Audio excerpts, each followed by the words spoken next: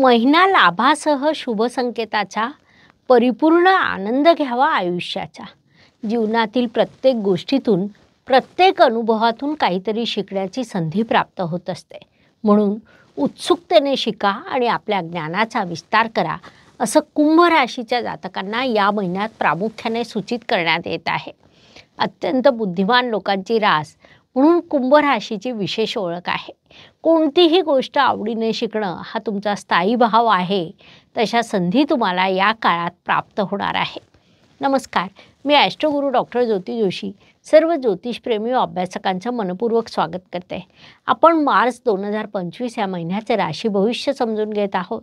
त्यामध्ये आज आपण कुंभ राशीच्या जातकांसाठी हा महिना कसा राहील यावर चर्चा करणार आहोत।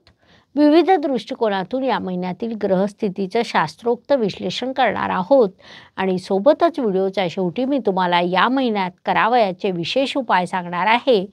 त्यामुळे व्हिडिओला शेवटपर्यंत नक्की बघा। अजून एक महत्त्वाची बाब म्हणजे विविध दृष्टीने हा महिना तुमच्यासाठी कसा असेल हे आम्ही नेहमी खूप सविस्तरपणे सांगत असतो।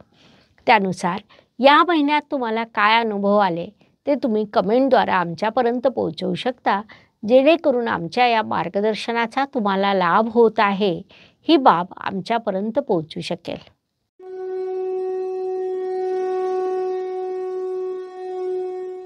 व्यक्तिमत्वाच्या दृष्टीने आपण जेव्हा विचार करतो तेव्हा राशी स्वामीची स्थिती महत्त्वाची ठरते। कुंभ राशीचे स्वामी शनिदेव हे या काळात राशीतच विराजमान आहे। ते तुम्हाला कर्तृत्ववान बनवित आहे, कर्तृत्व प्रधान बनवित आहे। विशेष बाब म्हणजे शनिदेव 29 मार्च रोजी तुमच्या धनस्थानात जातील। तेथून तुमच्यासाठी 7.5चा शेवटचा टप्पा सुरू होईल। तोपर्यंत शनिदेवांची प्रथम स्थानातील फळं तुम्हाला प्राप्त होणार आहे, जे तुमच्या व्यक्तिमत्वाला अधिक जबाबदार बनवित आहे। म्हणून या काळाचा सदुपयोग करा। दहन कुटुंब वाणी या दृष्टीने विचार केला असता या काळात कुंभ राशीच्या धनस्थानामध्ये जवळपास सर्वच ग्रहांची गर्दी होत आहे। त्यामुळे अनेक मार्गांनी धन प्राप्त होणं, खर्चाची अनेक कारणं निर्माण होणं या गोष्टी तुमच्यासाठी निर्माण होणार आहेत। म्हणजे खूप वेगात पैसा येईल आणि तेवढ्याच वेगात तुमचा पैसा खर्च देखील होईल। या काळात आपल्या वाणीवर नियंत्रण ठेवणं अत्यंत आवश्यक आहे। कळत नकळत बोलल्या गेलेल्या वाक्यामुळे होणारं नुकसान मोठं असू शकेल। म्हणून त्या दृष्टीने योग्य ती काळजी घ्या। आपल्या वाणीवर नियंत्रण ठेवा हा सल्ला देण्यात येत आहे। पराक्रम व परिश्रम या दृष्टीने विचार केला असता कुंभ राशीसाठी मंगळदेवांची स्थिती महत्त्वाची ठरते, कारण ते तुमचे तृतीयेश आहेत।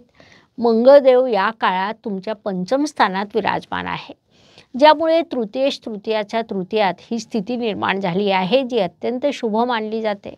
त्यामुळे या काळात तुम्ही उत्तम परिश्रम करणार आहात। ध्येय गाठण्यासाठी सतत कार्यरत राहाल, जे तुमच्यासाठी लाभदायक राहील। म्हणून या काळाचा उपयोग करून घ्या। वास्तू, वाहन, जमीन, सुखशांती या सर्व दृष्टीने विचार केला असता कुंभ जातकांसाठी हा महिना सकारात्मक म्हणता येईल। तुमचे चतुर्थ शुक्रदेव अर्थात वास्तूचे कारक या काळात उच्चीचे झालेले आहेत, मात्र ते धनस्थानात अनेक ग्रहांच्या युतीत आहेत। या काळात तुम्हाला आईचं सहकार्य प्राप्त होईल। एखादी इच्छापूर्ती होण्यासाठी, वास्तूसाठी, वाहनासाठी आईकडून मदत प्राप्त होण्याची शक्यता आहे। तसंच तुमचे धनेश आणि चतुर्थेश यांच्यात परिवर्तन योग झाला आहे। जुन्या वास्तूतून, प्लॉटमधून धनलाभाचे योग निर्माण होत आहे। थोडक्यात या सर्व दृष्टीने हा महिना शुभ राहील। या काळाचा लाभ घ्यावा। शिक्षण, संतती, प्रणय या दृष्टीने विचार केला असता या महिन्यात तुमची संतती तुमच्या बोलण्याकडे दुर्लक्ष करेल। ही बाब लक्षात घेऊन तुम्ही या महिन्यात अगोदरच ठरवून घ्या की आपल्याला संततीसोबत फार चर्चा करायची नाही। संततीच्या कलेने घ्या, त्यांच्याशी प्रेमाने बोला, शांत राहण्याचा प्रयत्न करा, जेणेकरून संततीशी तुमचे चांगले संबंध टिकून राहतील। थोड्या दिवसात ही परिस्थिती पुन्हा बदलणार आहे। शैक्षणिक दृष्टीने विचार केला असता प्राथमिक शिक्षण घेणाऱ्या विद्यार्थ्यांसाठी हा काळ यशाचा, माध्यमिक शिक्षण घेणाऱ्या विद्यार्थ्यांसाठी मोठ्या परिश्रमाचा आणि उच्च शिक्षण घेणाऱ्या विद्यार्थ्यांसाठी प्रचंड मोठ्या यशाचा असा आहे। या काळाचा सदुपयोग करा। आरोग्य, कर्ज, स्पर्धक, हितशत्रू या सर्व दृष्टीने विचार केला असता कुंभ जातकांसाठी हा महिना उत्तम म्हणता येईल, कारण या काळात तुमचं आरोग्य सर्वसामान्यपणे उत्तम राहील। ज्यांना कर्जाची आवश्यकता असेल त्यांना ते प्राप्त होईल. कोर्टात केस सुरू असेल, त्यात तुमची बाजू योग्य असेल तर निकाल तुमच्या बाजूने लागण्याची शक्यता वाढलेली आहे. हितशत्रू आणि विरोधक यांच्याकडे दुर्लक्ष करा, हा सल्ला देण्यात येत आहे, कारण या काळात यश तुमचंच आहे. नोकरी व व्यवसाय या दृष्टीने विचार केला असता कुंभ जातकांसाठी या दोन्ही आघाड्यांवर हा काळ सकारात्मक आहे. या काळात तुम्ही योग्य परिश्रम करणार आहात, योग्य कर्तृत्व गाजवणार आहात. तुमच्या कार्याची दखल इतरांना घ्यावी लागेल, ज्यामुळे तुम्हाला बऱ्यापैकी मोठं यश प्राप्त होताना दिसत आहे. थोडक्यात नोकरी व व्यवसाय या दोन्ही दृष्टीने हा काळ लाभदायक आहे. या काळाचा पुरेपूर उपयोग करून घ्यावा. भाग्य व शुभसंकेत या दृष्टीने विचार केला असता कुंभ जातकांसाठी हा महिना अनेक शुभसंकेतांनी परिपूर्ण भरला आहे.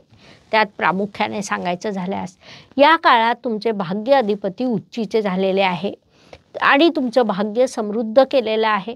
भाग्येश उच्चीचे असल्यामुळे तुमच्यासाठी हा कालखंड भाग्यदायक, प्रगतीदायक, यशदायक राहील. भाग्याने धन प्राप्त होणं, धनसंचय घडून येणं असे अनेक शुभ प्रभाव या काळात तुम्हाला प्राप्त होणार आहे. तुमचे राशीस्वामी शनिदेव राशीत बसून शशराजयोग निर्माण करीत आहेत, जो पंचमहापुरुष योगापैकी अत्यंत महत्त्वाचा राजयोग मानला जातो, म्हणून त्याला देखील आपण मोठा शुभसंकेत म्हणू शकतो. अशा प्रकारे अनेक शुभसंकेत या काळात तुमच्यासाठी निर्माण झालेले आहे. त्यांच्यापासून तुम्हाला शुभ परिणाम प्राप्त होणार आहे. या काळाचा सदुपयोग करा. कर्माच्या दृष्टीने विचार केला असता कुंभ जातकांसाठी पुन्हा एकदा मंगळदेवांची स्थिती महत्त्वाची ठरते, कारण ते तुमचे कर्मेश आहेत. मंगळदेव केंद्राचे स्वामी असून या काळात त्रिकोण स्थानात विराजमान आहे, ज्यामुळे या काळात तुम्ही कर्मप्रधान राहाल. रोज सकाळी झोपेतून उठताना तुम्ही दिवसाचं नियोजन कराल की आपण कोणतं कार्य करावं. महत्त्वाची बाब म्हणजे त्या कार्यात तुम्ही यशस्वी व्हाल. नियोजनबद्ध योग्य परिपूर्ण कर्म असं आपण या महिन्यातील तुमच्यासाठी कर्माचं विश्लेषण करू शकतो. त्यातून योग्य तो लाभ तुम्हाला प्राप्त होईल. लाभाच्या दृष्टीने विचार केला असता कुंभ राशीसाठी गुरुदेवांची स्थिती महत्त्वाची ठरते, कारण ते तुमचे लाभेश आहेत. गुरुदेव या काळात तुमच्या चतुर्थ स्थानात अर्थात सुखस्थानात विराजमान आहे. त्यामुळे या काळात तुम्हाला योग्य लाभ प्राप्त होईल. आता प्रत्येकाला धनप्राप्ती, लाभप्राप्ती होत असते, मात्र त्या लाभाचा योग्य उपयोग करून आयुष्याचा आनंद घेण्याची कला प्रत्येकाकडे असतेच असं नाही, जी या महिन्यात कुंभ जातकांकडे असणार आहे. त्यामुळे तुम्ही लाभाचा योग्य उपयोग करून आयुष्याचा परिपूर्ण आनंद घेणार आहात, जी अत्यंत शुभ बाब म्हणता येईल. व्यय व परदेश गमन या दृष्टीने विचार केला असता कुंभ जातकांसाठी या काळात खर्चाचे अनेक योग निर्माण होणार आहेत. धन प्राप्त होणं, धन खर्च करणं या दोन्ही बाबी तुमच्यासाठी होणार आहे. सर्वसाधारण कारणांनी तुमचा खर्च होईल, त्यामुळे योग्य पद्धतीने आपल्या जबाबदाऱ्या पूर्ण कराव्या, त्यासाठी योग्य खर्च करावा हा सल्ला देण्यात येत आहे. प्रत्येकच दिवस प्रत्येकासाठी चांगला जात नाही. आयुष्य हे सुखदुःख आणि चढउतारांनी भरलेलं असतं. त्यानुसार महिन्यातील काही दिवस हे प्रत्येकासाठी अत्यंत शुभ, काही तणावाचे, संघर्षाचे जातात. आपण त्या काळात कसं वागतो यावरून आपलं यशापयश ठरतं. त्या दृष्टीने विचार केला असता या महिन्यात कुंभ जातकांसाठी 9, 19, 28 हे दिवस शुभ आहेत, म्हणून महत्त्वाची कामं या दिवसांमध्ये पूर्ण करण्याचा तुम्ही प्रयत्न करा. तर 7, 16 आणि 26 हे दिवस अशुभ आहे. संघर्षाचं प्रमाण वाढलेलं असेल, म्हणून या दिवसांमध्ये स्वतःची, स्वतःच्या कुटुंबाची योग्य ती काळजी घ्या आणि मानसिक स्वास्थ्य टिकवून ठेवा. उपायांच्या दृष्टीने विचार केला असता ज्योतिषशास्त्रामध्ये छोटे छोटे मात्र मोठा परिणाम करणारे उपाय सांगण्यात आले आहेत. अशुभ गोष्टींची अशुभता कमी करण्याचं, शुभ गोष्टींची शुभता वाढवण्याचं सामर्थ्य त्यात असतं. त्यानुसार मार्च महिन्याचा विचार केला असता 29 मार्च रोजी शनिदेव राशी परिवर्तन करीत आहे. शनिदेव हे कर्माचे कारक मानले जातात. योग्य कर्म आणि त्यासोबत योग्य दान या 2 गोष्टी केल्याने ते प्रसन्न होतात आणि आपली शुभ फळं देतात. म्हणून या काळात योग्य कर्मांसह दान देखील करायला हवं. त्यानुसार कुंभ राशीसाठी सांगायचं झाल्यास तुम्ही चामड्यापासून बनवलेले बूट, चप्पल, काळे कपडे, काळ्या रंगाचं ब्लँकेट दान करू शकता. विशेषतः गरजवंत वृद्ध व्यक्तींना या गोष्टीचं तुम्ही दान करा. या उपायाचे तुम्हाला अत्यंत शुभ परिणाम प्राप्त होतील, म्हणून हा उपाय नक्की करा. अशा पद्धतीने मार्च 2025 हा महिना कुंभ जातकांसाठी कसा राहील हे समजून घेण्यासाठी एवढी माहिती पुरेशी आहे. आता आपण थांबूया. पुढील भागात पुढील राशीचं भविष्य आपण समजून घेणार आहोत. व्हिडिओ आवडल्यास लाईक, शेअर, सबस्क्राईब करायला विसरू नका. आणि हो, कमेंट बॉक्समध्ये हर हर ज्योतिष, घर घर ज्योतिष अवश्य लिहा. धन्यवाद. शुभम भवतु. जय ज्योतिष. नमस्कार. शास्त्राचा अभ्यास करण्यासाठी माझी मराठीतून 11, हिंदीतून 2 अशी पुस्तकं प्रकाशित झाली आहे.